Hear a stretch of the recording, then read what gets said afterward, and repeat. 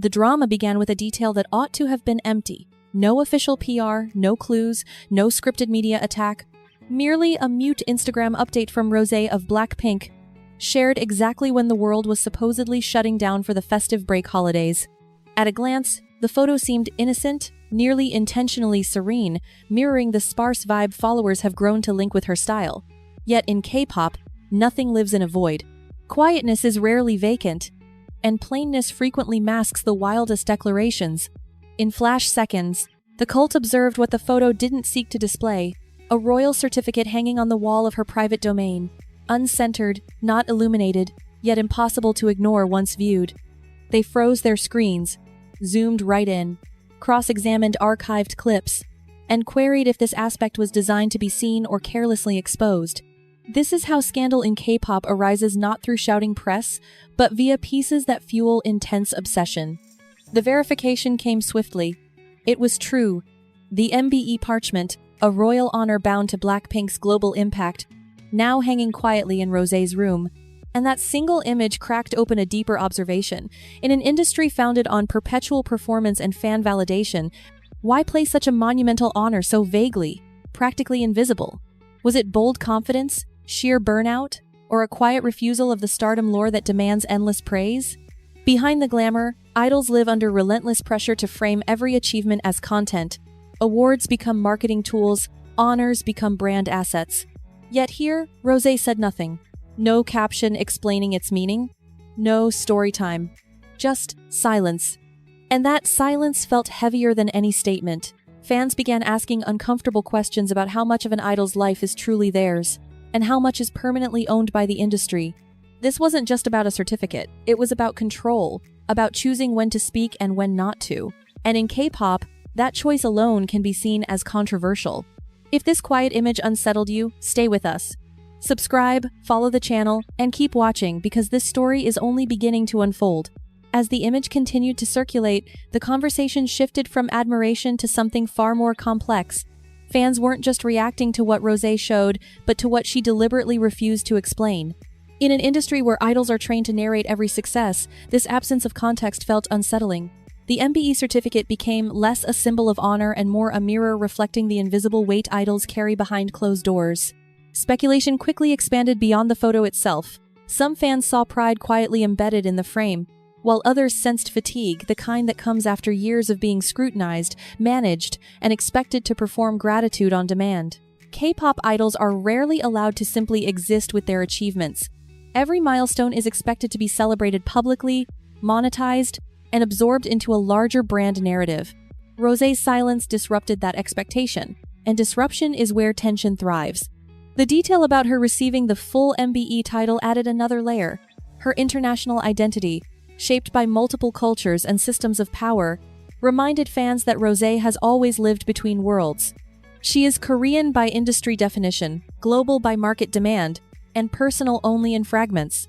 That complexity often gets flattened into aesthetics and slogans, but this moment forced fans to confront the reality behind the image.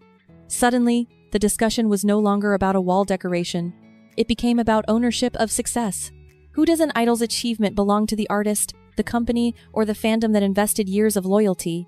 The industry rarely allows idols to answer that question for themselves. Yet here, without saying a word, Rosé seemed to reclaim something quietly personal. This subtle act exposed a darker truth. Sometimes the most powerful resistance in K-pop isn't loud rebellion, but controlled silence. And just as this tension reached its peak, attention began to shift elsewhere toward another member of Blackpink, in another city, under a very different kind of spotlight. While Rosé's silence invited reflection, Lisa's situation triggered an entirely different kind of reaction. Where Rosé revealed nothing and let meaning settle slowly, Lisa's presence in Paris ignited immediate speculation. The timing could not have been more precise. Christmas, a city associated with romance and luxury, and an idol known for guarding her private life, every element felt engineered for controversy, even though nothing had been confirmed. Images of Lisa laughing, spinning near a Christmas tree with her team, circulated rapidly. On the surface, it looked harmless, almost comforting, but in the K-pop ecosystem, context is everything. Fans began asking why Paris, why now, and why the silence. When it surfaced that she was staying at the Ritz-Carlton, curiosity escalated into narrative building. Luxury stopped being just comfort and became evidence in imagined storylines. Soon, a single speculative post suggesting Lisa might be spending Christmas with someone special went viral. It didn't matter that there was no proof. The idea alone was enough. In K-pop culture, imagination often fills the gaps left by silence. Some fans dismissed it as fiction, others defended her right to privacy, while many simply enjoyed the drama unfolding in real time. The industry thrives on this ambiguity, where idols' personal choices become public property. Yet, beneath the speculation lies a harsher reality. After years of strict schedules, scrutiny, and constant performance, what does rest even look like for an idol? Lisa's quiet holiday moment exposed how rarely idols are allowed to disengage without suspicion. Whether alone or surrounded by trusted staff, her decision to stay silent once again shifted control away from the public. And as theories multiplied, one question lingered. Was this really about romance, or about an idol choosing herself in an industry that rarely allows it? As the rumors continued to spiral, a familiar pattern revealed itself. The less Lisa explained, the louder the noise became. Silence once again acted as fuel rather than closure. In the K-pop industry, idols are conditioned to respond quickly, to calm speculation before it grows teeth. But Lisa didn't. She chose restraint, and that decision alone became a form of quiet defiance. For longtime observers, this behavior wasn't surprising. Lisa has always been selective about what parts of her life enter the public record. Yet every time she draws that boundary, it exposes how fragile the relationship between idols and fandoms can be. Fans are encouraged to feel close, emotionally invested, yet the moment an idol withholds access, tension rises. Paris became a symbol not of romance, but of distance, physical and emotional. The presence of her team complicated the narrative further. It shattered the idea of loneliness while reinforcing the idea of control. This wasn't an escape or a scandalous getaway. It looked more like a carefully chosen pause, surrounded by people she trusts, away from the relentless machinery of promotions and expectations. Still, the industry rarely allows such pauses to exist without interpretation.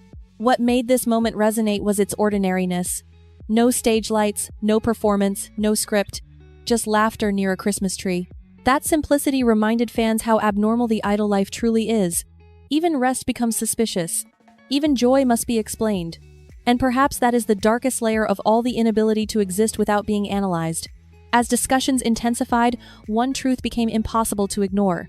Whether through Rosé's framed silence or Lisa's quiet presence, something was shifting. These weren't scandals in the traditional sense. They were subtle fractures in the system. And in those fractures, the real story of K-pop begins to surface. When the noise finally begins to settle, what remains is not a clear answer, but a pattern that feels impossible to ignore. Rosé's quiet frame on the wall and Lisa's silent Christmas in Paris are not isolated moments. Together, they form a subtle narrative about power, pressure, and control in modern K-pop. Not the kind of control companies advertise, but the fragile, personal control idols fight to reclaim in small, almost invisible ways. For years, the industry has taught fans to read idols through official statements, curated interviews, and carefully timed disclosures. But these moments broke that rhythm.